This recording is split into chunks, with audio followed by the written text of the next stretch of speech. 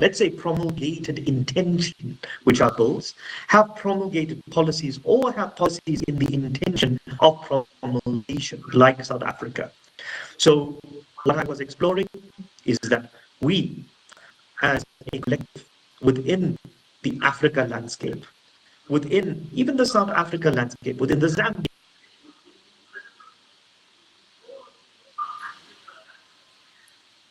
a responsibility to drive policy. Africa was an example that I extricated for everyone to take away, where we have compelled our AI policy into public opinionation, into public pronouncements. So we are right now at a spot where our AI policy is being assimilated for public commentary, and I'm hoping that our other intra-Africa regions are inspired by that. Do that. Take this as a base, take the Africa Union AI continental policy as a base, and start the movement of promulgation. All of the banks which are around the table, all of the corporates around the table, take note that the bill is already in circulation. Download it, even if you're not part of South Africa. Most certainly download the Africa Union policy, digest it. It will show you where AI in the future will be used. It will show you where cybersecurity in AI is being used, and it will show you banking in AI, corporate in AI, and how that evolution will be charted. Thank you, Milady Beauty. Thank you, MC. Thank you, Dr. Nisha. I think there's another question for you by Oluwatobi. It says, what role should cross-border collaboration play in combating financial crime across Africa's diverse regulatory environment? So I think, well, this was meant to the previous panel, to Dr. Kenneth and Mrs. Anita, but if you are able to tackle it, you may. But there is one question also from the very same person that says, what strategies can organizations adopt to build resilience against cyber-enabled financial crimes? Beautiful. My lady MC, I will tackle, for the sake of completeness, our good Ken and Anita's question, if you allow me, and if they are not on the call. Okay. So I think we have to look at our reality. I mentioned intra-Africa. When I say intra-Africa, we definitely have jurisdictional lines. The first thing that we need to do is that cross-border collaboration, we have to acknowledge as crucial. AI has no borders. Why should we? When it comes down to collaboration of crime, does crime have borders? No. Crime has no borders. Why should we? Now, let's look at the why should we part. One of the things that one of our esteemed speakers earlier on said was that there is a concern around data being a competitive edge. And that is true. Unfortunately, that becomes a double-edged sword. The reluctance on the basis of the share of information and data places in a position where you either have to wait to become a victim of leakage, or you are not contributing to the collaborative environment of what we need to do. So my advice is that we need collaboration strategy around, if the data is being shared, the data needs to be shared in a way that would aggregate and obfuscate and anonymize, but still keep the crucial defense subject matter within the data chain.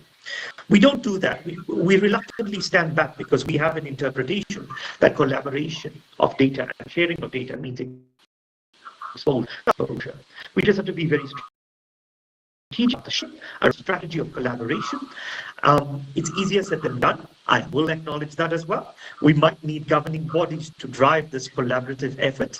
So I want to acknowledge that my good sir, N18, and I hope that I'm saying this properly, when it comes down to adopting resilience in cyber-enabled financial crimes, this also speaks to it. Cross-collaboration would allow us a universal view of cybercrime. Cybercrime cannot happen and does not happen in isolation. So one of the strategies of obfuscated or anonymized data is to leverage and to start a universal anti-criminal movement I know that there's a lot of romantic notions and intentions out. What I don't see is execution. And I think that's where it is at. Talking, moving to execution, that is a no-brainer. That must happen. But in the interest of time, I'm not going to dwell too much on it. I just want to acknowledge and I want to thank for the time to answer it, as well as for the ability on the basis of us focusing on what is key to the answer. Um, my good MC, if you can give me advice as to what the next question is, I will take that as well, because there are a few, but maybe we should let in or invite our esteemed audience to be direct, and perhaps we can take the questions offline. I will leave it to your counsel.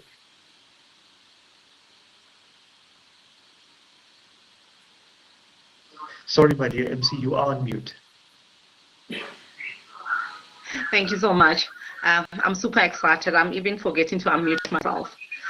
So maybe I think we'll take the last question. There was a segment that was meant for a panel discussion. However, that will be canned down. So I think we'll just take the last question. Then after maybe you respond to that question, I'll invite upon Dr. Foluso to just give us the closing remark of the summit. And yeah, we will therefore adjourn. So the question from Mr. Matthew, it says, should regulators mandate artificial intelligence-based financial crime detection systems, or does that give a false sense of security against evolving cyber threats?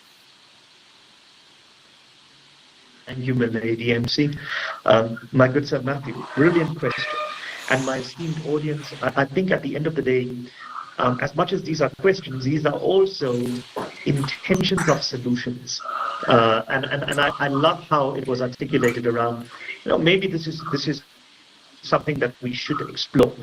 I want to acknowledge, Matthew, that it is a good suggestion, building on the premise of mandating AI financial crime detection systems. We need to be a little bit more progressive and expansive. Consider that AI in itself is a proof that we were not necessarily ready in the sense of as ready as we needed to be. What we are doing is we're playing catch up now. And as playing catch up goes, I must say we are doing a good job of it from a strategic point of view. Execution wise, that is something that is important.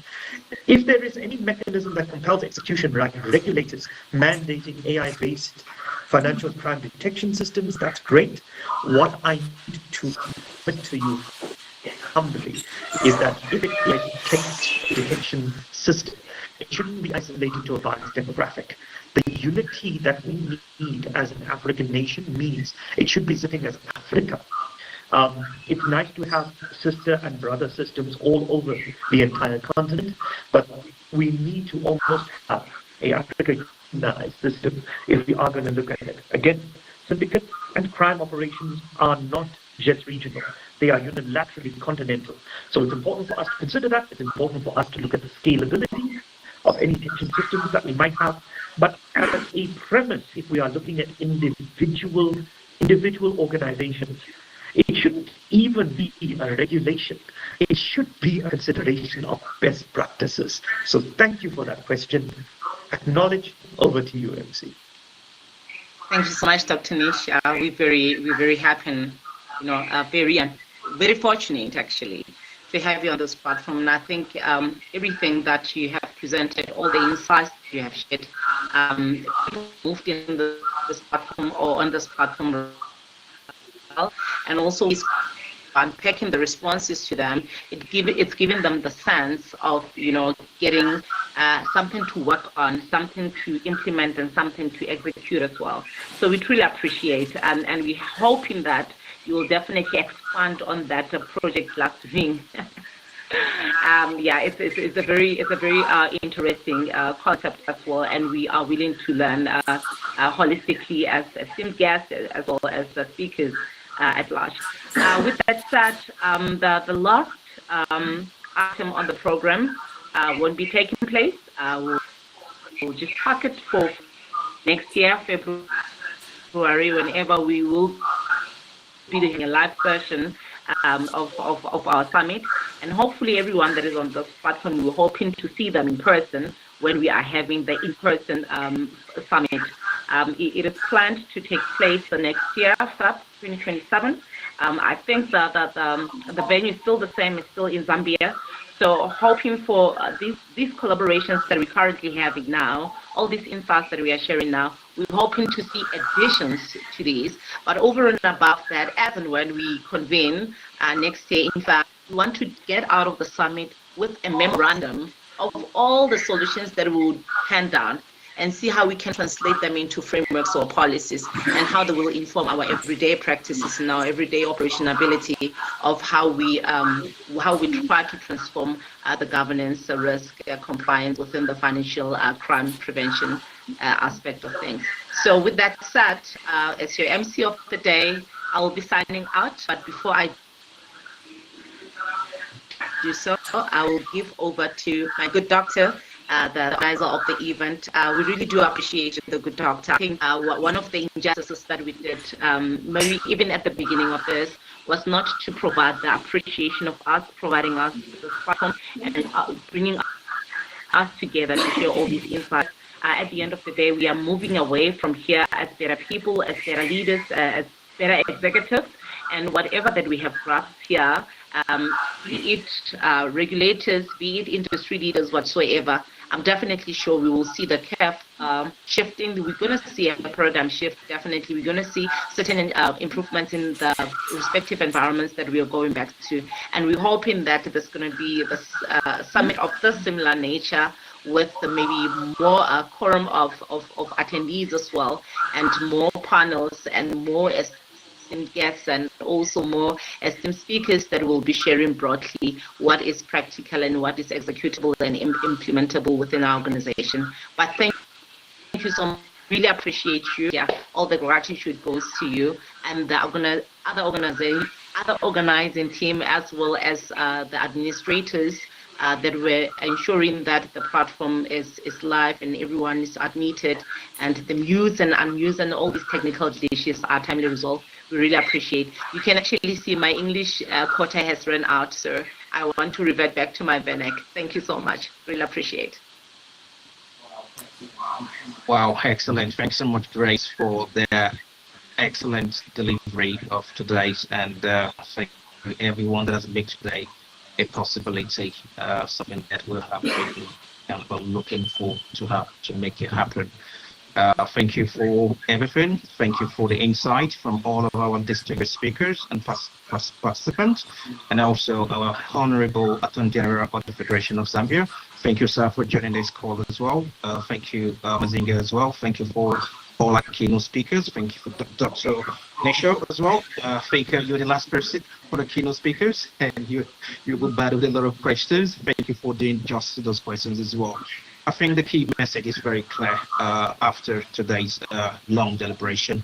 Governance, risks, and compliance of financial crime prevention requires a very strong collaboration and continuous innovation and committed leadership. And I'm sure that information that we've gotten here today, we're going to take them away to shape the narrative, shape our engagement, and make sure that we make that an executable plan for the future. This is not the end for this event. It's just the beginning of something bigger, beginning of greater action, a strong partnership across the continent. On behalf of myself, our organization, the Morgans, we sincerely appreciate all our speakers, all our partners, all our attendees, and everyone that has made today a possibility. A big thank you to all of you. And I'm using this opportunity to invite all of you to Nairobi, Kenya in November for the Morgans Africa Governance, Risks and Compliance Award and Summit events on the 13th of November. Should you be interested in this, please visit our website on www.grcfincrimeawards.com. And also, we will be having this event in Lusaka next year, February, and we'll be inviting everyone, and you should invite everyone to be part of this journey. Thank you, and stay safe, and God bless you. Thank you so much, Doctor. I think with all the powers invested in us, we will adjourn the summit. Thank you all, the esteemed guests, our speakers, our panelists, We really appreciate insights, your time, and your patience in all the lectures that we had. Hoping to see you in Kenya. The doctor has already said, and hoping to see you next year in Zambia. Thank you so much. Really appreciate. Goodbye, all. Thank you, MC. Excellent. Thank you. Bye. Bye. Thank you, MC. Thank you. Thank you. Moderator Siku, thanks to you too. It's in there. Thank you, Beauty. You've been amazing.